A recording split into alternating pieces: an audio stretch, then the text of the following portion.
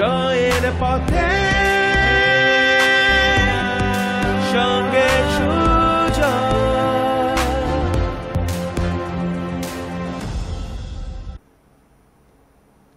The world will value you if you only value yourself. The world will value you if you only value yourself. নমস্কার, জয়ের পথে সঙ্গে সুজয় আপনাদের স্বাগত। আমি প্রফেসর ডক্টর সুজয় বিশ্বাস এবং আজকে জয়ের পথে সঙ্গে সুজয়ের 429তম 429th এপিসোড, 429তম সপ্তাহ। আজকে সপ্তাহে আমার অতিথি কলকাতা দূরদর্শনের সঞ্চালিকা Sanchita Shah. Thank you Sanchita for coming to my show. ধন্যবাদ দেবো আমার সকল দর্শকদের throughout the city of Calcutta, state of West Bengal, country of India, the whole world, যারা সপ্তাহের পর সপ্তাহ, মাসের পর মাস, বছরের পর বছর জয়ের পথে সঙ্গে সুজয় দেখে জয়ের পথে সঙ্গে সুজয়কে করে তুলেছেন এক মুখে মুখে চলনাম। সঙ্গে রাখুন, দেখতে থাকুন জয়ের পথে সঙ্গে সুজয়। সাপ্তাহিক সাফল্যের স্বাদ খাওয়ান। The first rule of success is persistence is the কি। লেগে থাকতে হবে, না লেগে থাকলে কিন্তু সাফল্য আসবে না।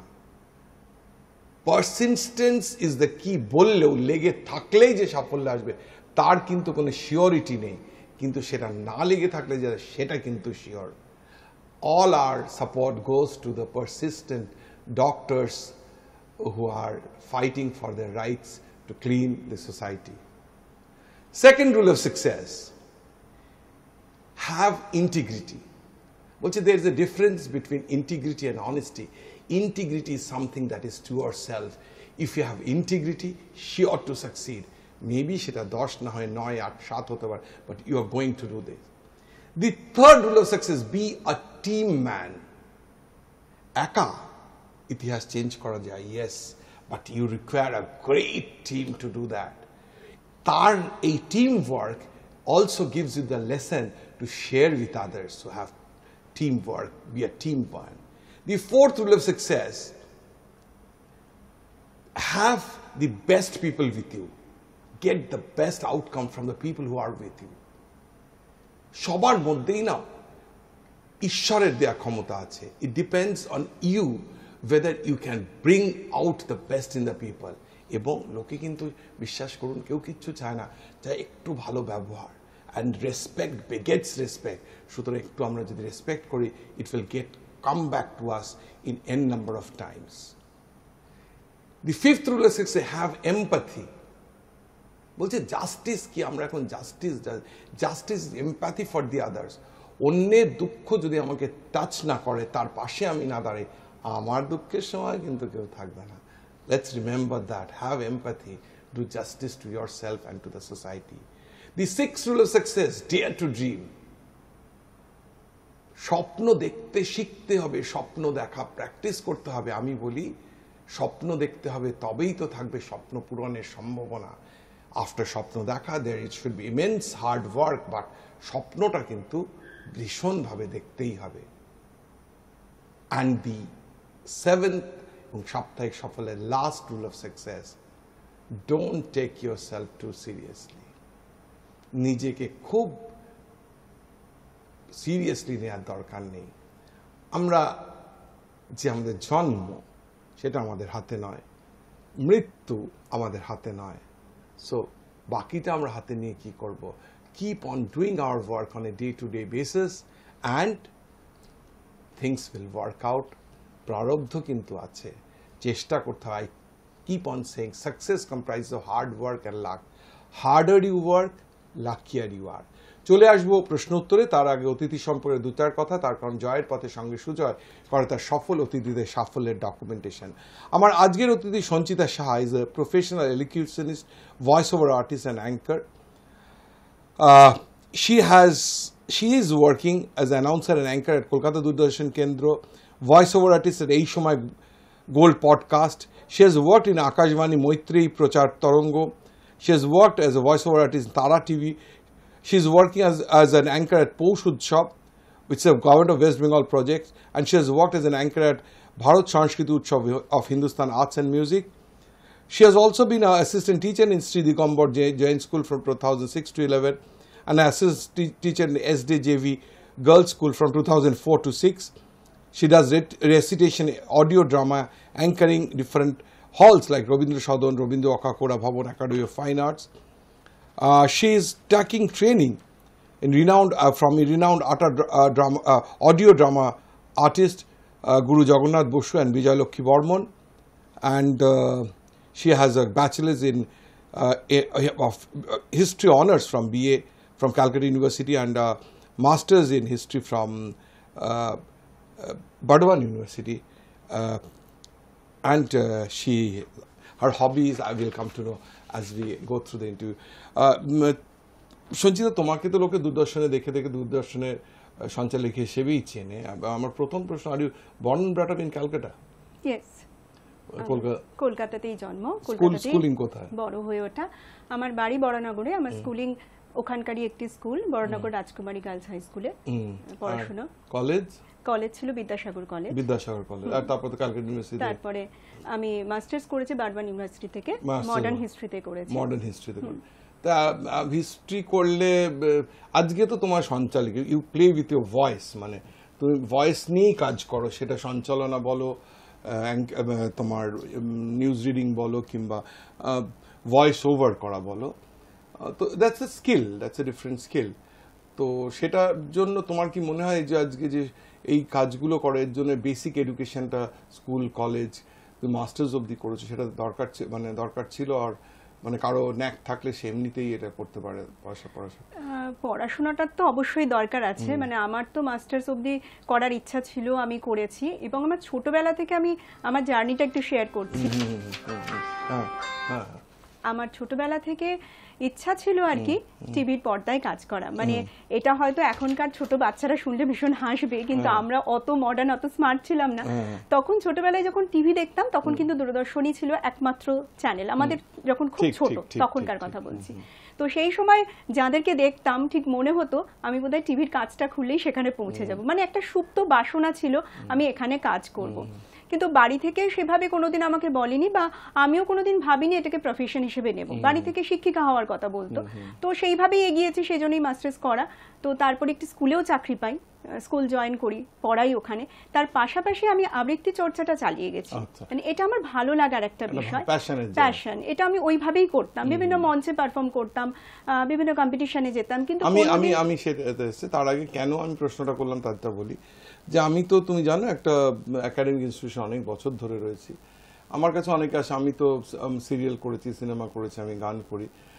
সবাই বলে যে স্যার আমি একটা সিরিয়াল করব, কে করব? তো আমি বলি যে দেখো আগে বেসিক গ্র্যাজুয়েশনটা কমপ্লিট করো, তার কারণ মানে অন্য সংস্থানের যদি একটা বেসিক জায়গা থাকে তাহলে প্যাশনটাকে প্রফেশন হিসেবে নিলে কখনো যদি if you falter then you can come back to your basic এতে। এবং সেটাই আমার যত গেস্ট এসছে 99.99% লোকই বলেছে অন্তত গ্র্যাজুয়েশনটা করা দরকার, একটা মিনিমাম একটা বেসিক এডুকেশন। এবার বলো, তুমি তো হিস্ট্রি নিয়ে পড়াশোনা করলে, হিস্ট্রি নিয়ে মাস্টার্স অবধি করলে, বিএড করোনি কেন? মানে তুমি যে স্কুলে চাকরি করেছো কিন্তু বিএড করোনি? হ্যাঁ, সেই সময় আমি স্কুলে চাকরি পেয়ে যাই, সেই সময় বিএডটা করা হয়ে ওঠেনি। তো তারপরে যেটা আমি স্কুলে চাকরি করতে করতে আমার বিয়ে হয়ে যায়, এবং বিয়ের পরেও আমি চাকরি করতাম। তো তারপরে আমার সন্তান হয়, আমার মেয়ে হয়। সেই সময় আমার নানা রকম শারীরিক সমস্যা থাকে, তো যার জন্য আমার মানে আমি চাকরিটা ছেড়ে দিতে বাধ্য হই। তো সেই সময় যেটা হয়, মা প্রথম সন্তান, মাকে ছেড়ে মানে সন্তানকে ছেড়ে বেরোতে পারিনি, তাকেই আঁকড়ে মানসিকভাবে ভীষণভাবে আঁকড়ে ধরেছিলাম। কিন্তু ভালো লাগার জায়গা ছিল আমার কবিতা, আমার এই যে কখন মানে এই যে হিস্ট্রি মানে গতানুগতিক পথে গেলে যেটা হতো, তুমি ব্যাচেলার্স করেছো, মাস্টার্স করেছো, শারীরিকে কিংবা মায়া হওয়ার জন্য অনেকেই মানে একটু এতে নেয়, লিভ নেয়, কিংবা আমরা যেটা বলি যে একটা ব্রেক নেয় আর কি। কিন্তু তোমার এতে যে তুমি হিস্ট্রিতে মাস্টার্স করে বিএড করলে তুমি একটা ফুল টাইম এসএসসি দিয়ে হোক কিংবা প্রাইভেট স্কুলেও চাকরি করতে পারতে। সেটা না করে যখন তুমি কাজ করবে ঠিক করলে, তুমি সঞ্চালনা কিংবা ভয়েস ওভারের কথা ছিল, সেটা কখন ডিসাইড করলে যে প্রফেশন তুমি যখন রেগুলারলি দূরদর্শনে কাজ করো, কিংবা অন্যান্য কাজ করো, ভয়েস ওভারের কাজ করো, সেটা কখন ঠিক করলে, মানে হোয়াট মেড ইউ থিঙ্ক যে আমি এটা করবো? এটা অবশ্যই আমি আমার গুরুকে শ্রদ্ধা জানিয়ে বলবো, তিনি আমাকে ইন্সপায়ার করেছিলেন। এটা আমার ভালো লাগার জায়গা ছিল। আমার গুরু জগন্নাথ বসু স্যার, তিনি আমাকে সত্যি কথা বলতে ইন্সপায়ার করেন। আমার ভালো, আমি যে বললাম চাকরিটা ছেড়ে দিয়েছিলাম, মনে খুব দুঃখ ছিল, কিছু করতে পারছি না, মেয়েকে ছেড়ে ফুল টাইম বেরোতে পারছি না, তো সেই সময় আমার শেখাটা চলতে থাকে আর কি।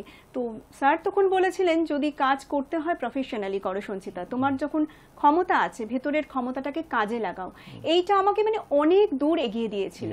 মানে আমি কোনোদিন ভাবিনি সেই জায়গাটা আমি পৌঁছতে পারবো, কিন্তু স্যারের এই কথাগুলো ভীষণভাবে ইন্সপায়ার করেছিল। তো তারপর থেকেই উঠে পড়ে লাগা যাকে বলে, একদম জলাদা খেয়ে চলতে থাকে। তারপরে আমাদের কোভিড আসে, কোভিডের সময় অবশ্যই আমরা গৃহবন্দী হয়ে যাই, কিন্তু সেক্ষেত্রে আমার ভীষণ উপকার হয়েছিল। আমি ডিজিটাল মিডিয়াতে সেই সময় প্রচুর মানুষের সাথে আলাপ হয়, প্রচুর গুণী মানুষের আমি অনুষ্ঠান দেখতে থাকি, নিজেকে অনেক বেশি ডেভেলপ করার সময় পাই। বাড়িতে অনেকটা সময় থাকছি, একসাথে সেই সময়গুলো কাটাচ্ছি এবং ওইভাবে নিজেকে চর্চা যেটাকে বলে প্র্যাকটিস অ্যান্ড প্র্যাকটিস, সেইভাবে চালিয়ে গেছি। গুরু পেয়েছো তাই জন্য প্র্যাকটিস তোমাকে পারফেক্ট দিয়েছে। আমি বলি practice doesn't make perfect, perfect practice makes perfect. সুতরাং তাই জন্য গুরু থাকার দরকার। আমরা প্রথমার্ধে একদম শেষে চলে এসেছি।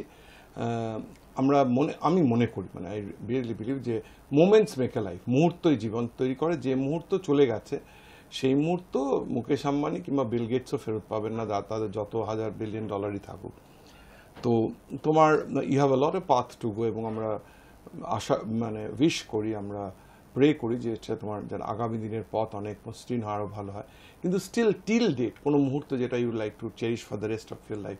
আমরা না এই মুহূর্তগুলো, এই কিছু এখন থেকে আধ ঘন্টার প্রোগ্রাম দেখে না, what we are trying to do, এই পুরো আধ ঘন্টার প্রোগ্রামটা ব্রেক করে ভালো জিনিসগুলো, মানে যেগুলো ইন্টারেস্টিং জিনিস সেগুলো তো করে আমরা এই টেলিভিশনে, হাই নিউজের ওটিটি, হাই নেক্সটে, আমার ইউটিউব চ্যানেলে, হাই নিউজের ইউটিউব চ্যানেলে দেওয়ার কথা। তাই জন্য it's a very important question যে কোনো moment which ইউড like to cherish for the rest of your life. হ্যাঁ, সেটা বলতে পারি কোভিড পিরিয়ডে তখন কবিতা ওই আপলোড করতাম ফেসবুকে, তখন মানুষ শুনতে চাইতো। এরকম কিছু মানুষ রিকোয়েস্ট করেছে যে আমরা যখন অসুস্থ তোমার কবিতা শুনে আমাদের ভীষণ ভালো লাগছে, এবং ভেতর থেকে অনেক সুস্থ হয়ে ওঠার যে একটা বাসনা সেইগুলো মানে জেগে উঠছে। সেই সময় অনেক মানুষ অসুস্থ হয়ে পড়েছিল, তো অনেকে বারবার আমাকে জানিয়েছে যে তুমি কবিতা ইউটিউবে বা ফেসবুকে আপলোড করো, আমাদের ভীষণ ভালো লাগছে শুনতে। এই যে জিনিসগুলো পাওয়া, এই যে মেসেজগুলো পাওয়া, এগুলো আমাকে ভীষণভাবে ইন্সপায়ার করেছিল। এটা আমার কাছে একটা বিশাল মুহূর্ত, মানে খুব ভালো লাগার মুহূর্ত। আমরা চলেছি প্রথমাদের শেষে, আমি একটা গল্প বলি শেষে, সেটা বলবো। তার আগে বলি যে কোনো কবিতা কি তোমার মনে হচ্ছে এই যে আমাদের মানে চ্যানেলের অফিসের পাশে ডাক্তাররা আজকে রাত্রির পর রাত্রি কাটছে, তাদের জন্য কোনো 2 লাইন 3 লাইন কবিতা কি মনে হচ্ছে যেটা তুমি বলতে পারো? হ্যাঁ, আমার ভীষণভাবে মনে পড়ছে এই সময় কবি বীরেন্দ্র চট্টোপাধ্যায়ের কবিতা শাকনিক। সেটা ছোট্ট একটি কবিতা, আমি বলছি। অস্থির হয়ো না, প্রস্তুত হও। এখন কান আর চোখ খোলা রেখে অনেক কিছু দেখে যাওয়ার সময়। এ সময় স্থির থাকতে না পারার মানেই হলো আগুনে ঝাঁপ দেওয়া। তোমার কাজ আগুনকে ভালোবেসে উন্মাদ হয়ে যাওয়া নয়, আগুনকে ব্যবহার করতে শেখা। অস্থির হয়ো না, শুধু প্রস্তুত হও। Very good. So message to all the people যারা জাস্টিসের জন্য করছেন, অস্থির হয় না, just wait, justice will come. চলেছি প্রথম একদম শেষে একটা গল্প বলছি। এক ভদ্রলোক, ভেরি ওয়েল টু ডু ভদ্রলোক, সংকটমোচন হনুমানজির মন্দিরে যেতেন, প্রত্যেক মঙ্গলবার যেতেন, এবং প্রত্যেক মঙ্গলবার গিয়ে অনেক প্রায় 50 কেজির লাড্ডুর প্রসাদ চড়াতেন। এবং মনে মনে একটা ইগো ছিল যে আমার মতো তো আর কেউ দেয় না, আমি দ্য বিগেস্ট ভক্ত। হ্যাঁ, সো সেই ইগোটা কিন্তু ক্যারি করতো যে আই এম ডিফারেন্ট, এবং সবাই তাকে গেলে খুব খাতিরও করতো, কেন মন্দিরের জন্য অনেক কিছু করতেন। তো বলতে আমি, and he thought that he should get the best in the world, তার কারণ তিনি সংকটমোচনের সবচেয়ে বেশি ভক্ত, he contributes the most for the mandir. তো এবং একদিন ছেলে, but he is very young, একদিন ছেলেকে নিয়ে, ছোট্ট বাচ্চা ছেলেকে নিয়ে গেছে, তো দেখছে সে বাবাকে দেখছে, সবাই দেখছে তাকে স্যার, হুজুর, হানা, দাদা, সাহেব এরকম বলছে। তো মন্দিরে গিয়ে সে প্রার্থনা করেছে, ছেলেটিও প্রার্থনা করেছে। বেরিয়ে আসার সময় যেরকম থাকে না, মন্দির থেকে নিচে সিঁড়ি দিয়ে নিচে নেমে এলে অনেক ফুলের দোকান, এবং একটা দেখছে যে একটা লোক বেলুন দিচ্ছে, বেলুন বিক্রি করছে। তো ছেলেটা বায়না ধরেছে যে বেলুন কিনবো। কিসের বেলুন? আমরা এসছি মন্দিরে এসছি, কোনো বেলুন হবে না। সে কিছু বলে ও যখন খুব বায়না করছে, ঠাটিয়ে এক থাপ্পড় মেরেছে ছেলেটাকে। ছেলেটা খুব কাঁদতে শুরু করেছে। তখন বেলুনওয়ালা এসে ওকে 5টা বেলুন ধরিয়ে দিয়েছে। তো বেলুন ধরাতে সে বেলুনওয়ালাকে, ইগো তো যে আই এম দ্য বিগেস্ট ভক্ত অফ হনুমানজি, শঙ্কর মোচন, বলছে আপনি এরকম একটা বাচ্চাকে বায়না করতে, আমি তাকে শাসন করতে দিচ্ছেন না, 5টা বেলুন দিয়ে। আপনার এইটা খুব বদ মতলব যে বেলুন ধরিয়ে এবার তার বাবার থেকে টাকা নেয়, মার থেকে টাকা নেয়, এটা খুব খারাপ। তখন ভদ্রলোককে একটুও লাগেননি, বললো তো না লেগে বলছেন যে দেখুন আমি না বেলুন বিক্রি করতে আসি না। বলে যে শিশুদের মধ্যেই ঈশ্বরের বাসস্থান, সুতরাং প্রত্যেক মঙ্গলবার আমি অনেকে আসেন তাদের ছোট ছোট ছেলেমেয়েদের নিয়ে, তাদের মুখের হাসি দেখতে আসি, এবং সেই জন্য বাচ্চাদের দেখলে আমি বেলুনগুলো বিক্রি করতে আসি না, আমি বেলুনগুলো দিতে আসি। আমি প্রত্যেক দিন 100টা বেলুন দিতে আসি, 100টা বেলুন দিয়ে এই হাসিটাই আমার সম্বল, এই হাসিটাই আমার উপার্জন, এটা করে চলে যায়। Story ends here. ভদ্রলোক মনে মনে ভাবলেন যে আমি ঠাকুরের প্রসাদ চড়াই, and I become so egoistic. I fail to realize, আমি ভুলে যাই যে আনন্দ, জীবনের আনন্দে নেয়াতে নয়, কোনো ট্রানজাকশনে সেই আনন্দ নেই। ওই শর্তহীন যেরকম সমর্থন, সেরকম শর্তহীন দেয়াতেই কিন্তু আনন্দ। সো আমরা যখন করব, শর্তহীনভাবে করলে তখনই কিন্তু আমরা জীবনের আনন্দ নিজেদের মধ্যে হ্যাপি ইন্টারনালি। আর একটা হচ্ছে ইগোটাকে কিন্তু সরিয়ে দিতে হবে। ইগো থাকলে কিন্তু আমরা একদম ফলচার করব। জয় তো ছেড়ে দিন, একদম মানে পরাজয় কিন্তু নিশ্চিত। সো শর্তহীনভাবে করি, ইগোটা মাথার থেকে সরিয়ে দিই, নিশ্চয়ই আমরা সাফল্যের পথে এগিয়ে যেতে পারবো। চলে আসবো একটা ছোট্ট বিরতির পর। আপনারা দেখছেন জয়ের পথে সঙ্গে সুজয়। জয়ের পথে সঙ্গে সুজয়, পথে সঙ্গে সুজয়।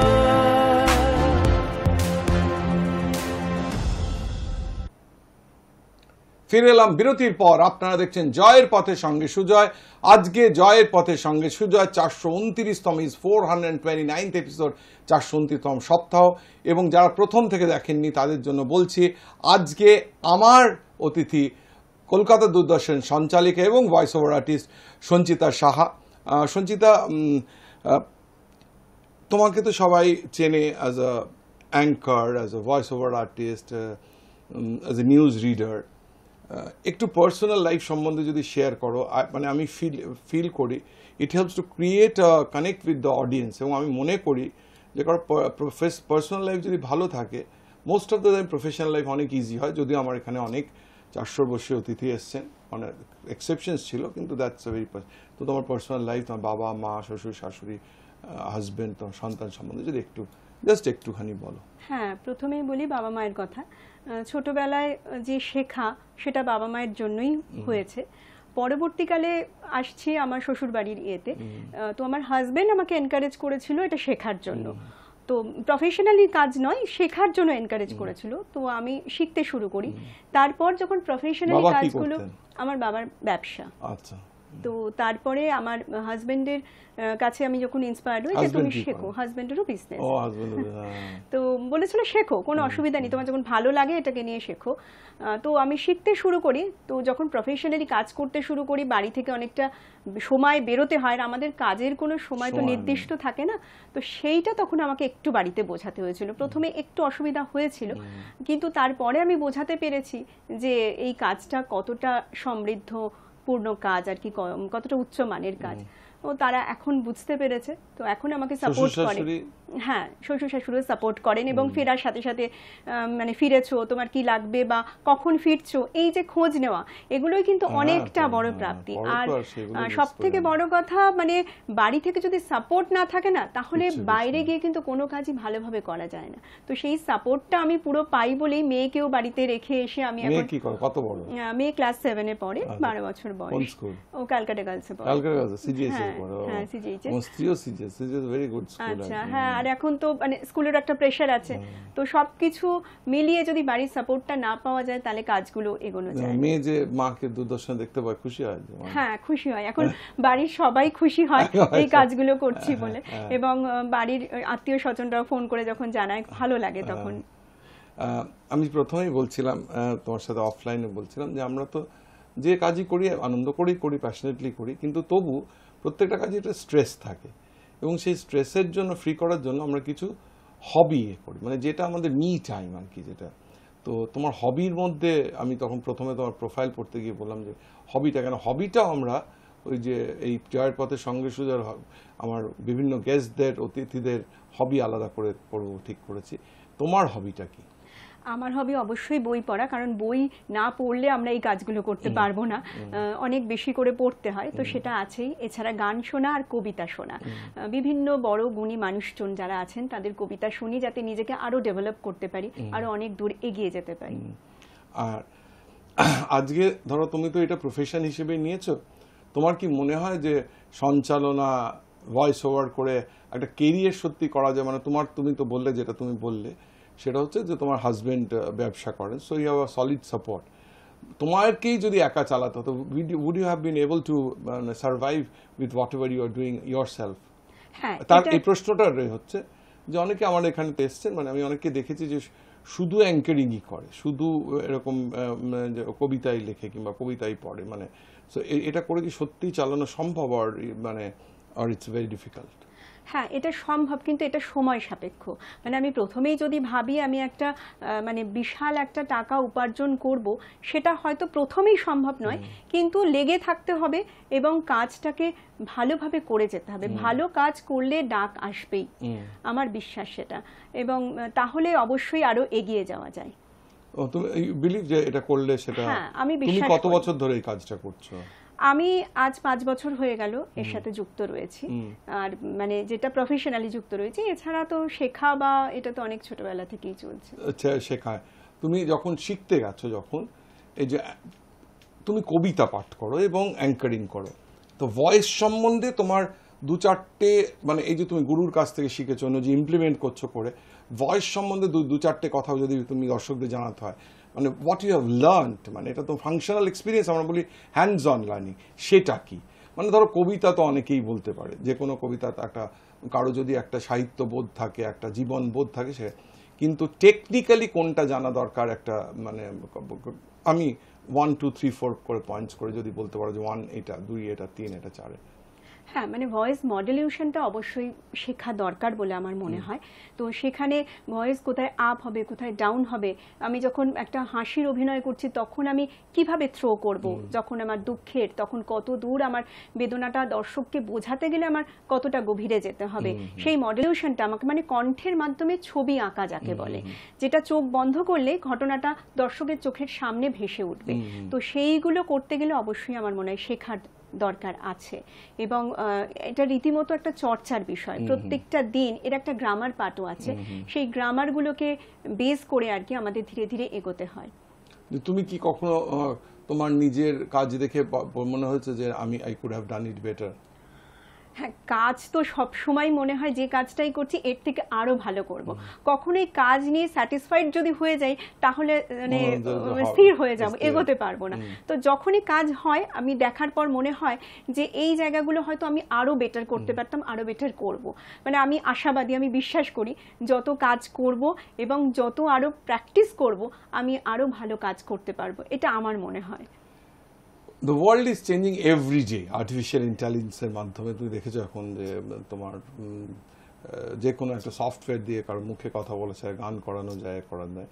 সেই পার্সপেক্টিভে where do you see yourselves 5 years from now? 5 বছর বাদে হয়তো কোনো ঘোষিকার দরকারই হলো না যে একটা রোবট এসে কিংবা তোমার একবার একটা করে নিল, স্ক্যানিং করে নিল, পড়িয়ে নিল, তারপর একটা সফটওয়্যার যা খবর তাকে দিয়ে পড়িয়ে দিল। So where do you see yourself 5 years from now? কিভাবে দেখতে চাও নিজেকে 5 বছর বাদে? 5 বছর ইজ এ লং টাইম। এখনের যা অবস্থা 5 মাস বাদে কি আমরা জানি না, 5 বছর লং সেরকম। এইরকম সিচুয়েশন যদি আসে তো আমি বলবো যে এআই কিন্তু সবকিছু করে দিতে পারে না। একটা মানুষ যেভাবে তার মডুলেশন করতে পারে বা প্রতিটা মুহূর্তে যে চেঞ্জেসগুলো হয় সেটা বোধহয় এআই এর দ্বারা সম্ভব নয়। তো এই জায়গাটা একটা মানে যখন কোনো আমরা নাটক বা কোনো গল্প যখন পাঠ করি তখন ভেতর থেকে যে এক্সপ্রেশনগুলো আসে সেটা একটা যন্ত্র সম্পূর্ণরূপে করে দিতে পারবে জানি না এটা কতটা সম্ভব হবে বলে। তুমি কি করতে চাও 5 বছর?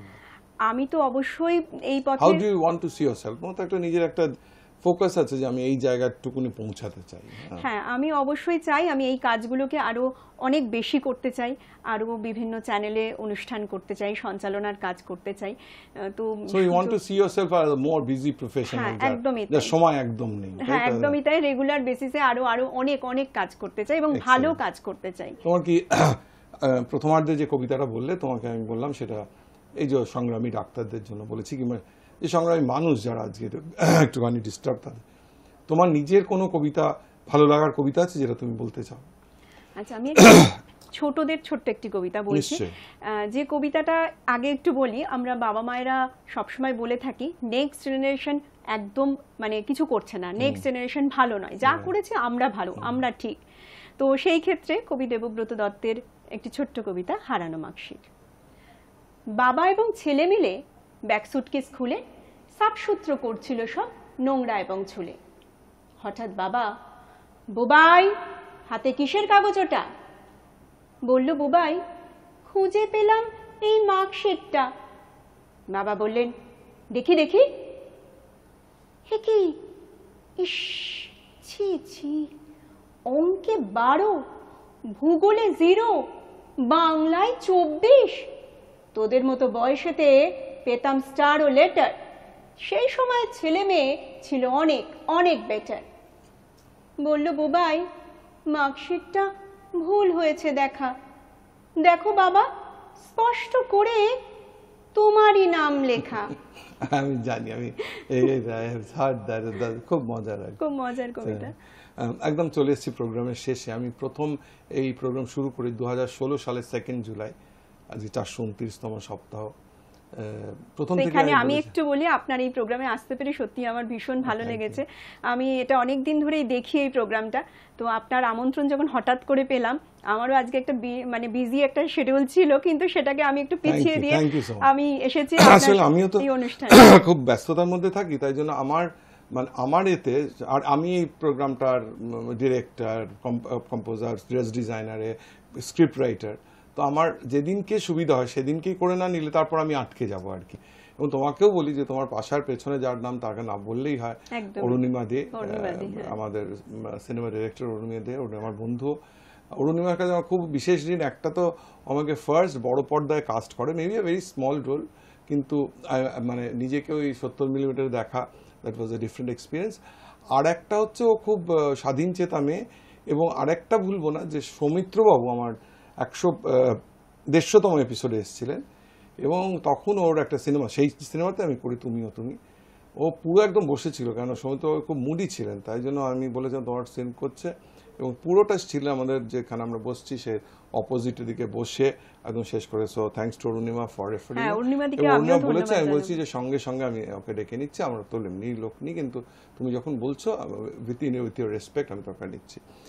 যেটা বলছি 2016 2 জুলাই আমি শুরু করি, এবং প্রথম এপিসোডে আমার গেস্ট ছিলেন বন্ধন ব্যাংকের founder MD and CEO Chandrashekhar Ghosh, এবং তারপর তো নানা গুণীজন এসছেন, সৌমিত্রবাবু, সাবিত্রীদি, জহর সরকার, হর্ষ নেওটিয়া, বিক্রম ঘোষ, গৌতম ঘোষ, ডোনা গঙ্গোপাধ্যায়।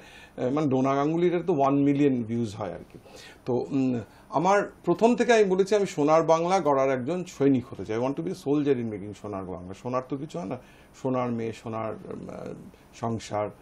তো তোমার কি মনে হয় মানে এই আজকের পার্সপেক্টিভে দাঁড়িয়ে প্রশ্ন করতেও আমার একটু ঝিঝক লাগছে, কিন্তু তবু বলবো কিন্তু আমরা তো আশাবাদী, তো আমি তো সাকসেস নিয়ে কথা বলি, মোটিভেশন নিয়ে কথা, তাই জন্য জিজ্ঞেস করছি তোমার কি মনে হয় সোনার বাংলা ঠিক চলছে, সোনার বাংলা করার কাজ ঠিক চলছে? আমিও খুব আশাবাদী। হয়তো কিছুটা সময় আমরা একটা খারাপ অস্থির পরিস্থিতির মধ্যে দিয়ে যাচ্ছি, তবে মনে হয় আমরা এই পরিস্থিতি একদিন না একদিন পেরিয়ে যাবই, এবং যে জাস্টিসের জন্য এতগুলো মানুষ লড়াই করছে সঠিক বিচার তারা পাবে বলে আমি আশাবাদী। যারা ঠিক একদিন না একদিন বিচার পাবে। এবং আমাদের বাংলা, আমাদের প্রাচীন ইতিহাস ঘাঁটলে দেখা যায় সত্যি আমাদের বাংলা কিন্তু সোনার বাংলা ছিল, আছে এবং ভবিষ্যতেও আমার মনে হয় থাকবে।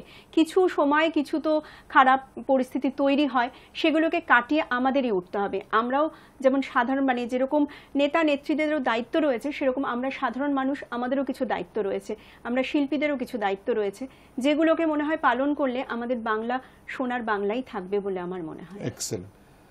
অস্থির সময় যাচ্ছে, বিশ্বাস রাখতে হবে যে this too will go away.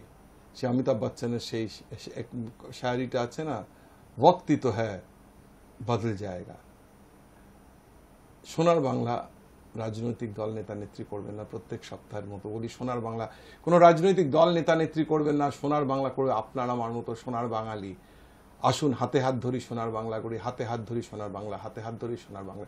প্রথমে যখন বলতে শুরু করেছিলাম লোকে কিরকম যেন একটা তির্যক চোখে তাকাতো যে হাতে হাত ধরে কি করে সোনার বাংলা করবে। আজকে গত এক মাসে যে অস্থিরতা, যেখানে আমাদের বাঙালিরাই পথে ঘাটে নেমে এসছে, তাতে আমার খুব আনন্দ লেগেছে যে সত্যি আমরা বোধহয় এবার সোনার বাংলা করার দিকেই এগোচ্ছি।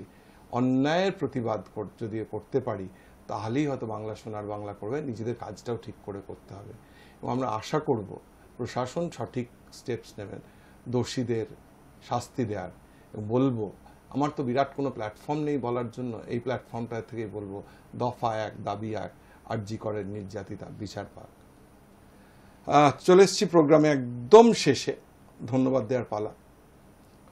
ধন্যবাদ দেব দিব্যেন্দু শেখর লাহিড়ী, আশা কমিউনিকেশন, সুজয় সাহা, স্যাটলিং advertising, Sharmistha Das, canvas communication, Abhijit Mitra, portray advertising, Goutam Pal, information advertising, Nomi Mehta, সেলফেল অ্যাডভার্টাইজিং, কেষ্ট সাহা, কারুকৃত অ্যাডভার্টাইজিং। ধন্যবাদ সুদীপ কুমার কুণ্ডু এবং সুশোভন কুণ্ডু, যারা প্রথম থেকে অনেক দিন থেকে আমার ডিজিটাল প্রমোশনিংয়ে মেটেরিয়ালস করেন। ধন্যবাদ দেব দেব সেন, যে প্রথম, মধ্যে এবং শেষে যে গানটা শুনে সেই গানটা ডিরেক্ট অ্যান্ড কম্পোজ করেছে।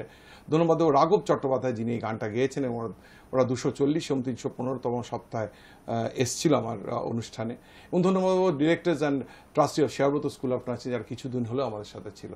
এবং ধন্যবাদ দেবো আপনাদের, যারা সপ্তাহের পর সপ্তাহ, মাসের পর মাস, বছরের পর বছর আমার সাথে থেকে জয়ের পথের সঙ্গে সুজয় দেখে জয়ের পথের সঙ্গে সুজয়কে করে তুলেছেন এক মুখে মুখে চলা নাম। দেখেন না, সঞ্চিতাকে আমি চিনতামই না, অথচ ও কিন্তু প্রোগ্রাম দেখে। আমরা জানি না যে কি আমার প্রোগ্রাম দেখে, তার কারণে 8 বছরের ওপর টাইম, 429 সপ্তাহ ধরে প্রোগ্রাম সিটি কেবল দিয়ে, ইউটিউব দিয়ে কোটি কোটি মানুষের কাছে পৌঁছে গেছে। আমি বলি যে 1% লোকও যদি এইটা শুনে অনুপ্রাণিত হয়, যদি ইন্সপিরেশন পায়, তার মাই জব ইজ ডান। কেন I do it only out of my passion. চলে যাওয়ার আগে প্রত্যেক দিনের মতন বলে যাব এক মোটিভেশনাল শায়রি। প্রত্যেক সপ্তাহে বলি, হিন্দিতে বলি, ভালো লাগে। কিছু কিছু শায়রি তো মুখস্থ হয়ে যায়, মঞ্চে যখন কথা বলি সেইগুলো দিয়েই শেষ করি। বলছে কবি ফুলো কি तरह मत जीना, कभी फूलों की तरह मत जीना, जिस दिन खिलोगे बिखर जाओगे, जिस दिन खिलोगे बिखर जाओगे। जीना है तो पत्थर बन के जियो, जीना है तो पत्थर बन के जियो। जिस दिन तरेशे तराशे जाओगे, जिस दिन तरेशे गए तो खुदा बन जाओगे, जिस दिन तराशे गए तो खुदा बन जाओगे, जिस दिन तराशे गए तो खुदा बन जाओगे। नमस्कार, फिरे आसबो परेर शनिवार बिकेल 5:30টায়। জয়ের পথে সঙ্গে